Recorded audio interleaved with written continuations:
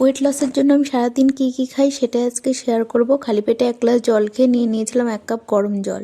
সেটা খেয়ে তার কিছুক্ষণ বাদে বানিয়ে নিয়েছিলাম 1 কাপ দুধ চা। তো দুধ চা আমার খুবই ফেভারিট, এতে চিনি দিই না, সুগার ফ্রি দিই। তারপরে আগের দিন মায়ের বানানো সরা পিঠে আর মাংসর ঝোল ছিল, সেটাই খেয়ে নিয়েছিলাম ব্রেকফাস্টে।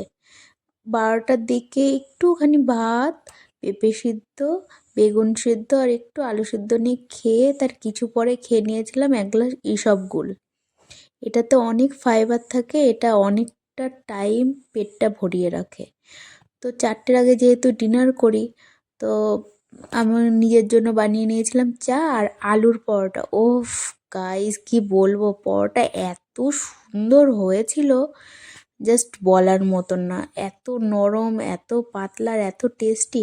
এটা কিন্তু ময়দা দিয়ে না, আমি আটা দিয়ে বানিয়েছিলাম। বেশ এটা খেয়ে পেটটা ভরে গেছিলো। আমি ভাবলাম আজকের চ্যালেঞ্জটা তো কমপ্লিট হয়ে গেল।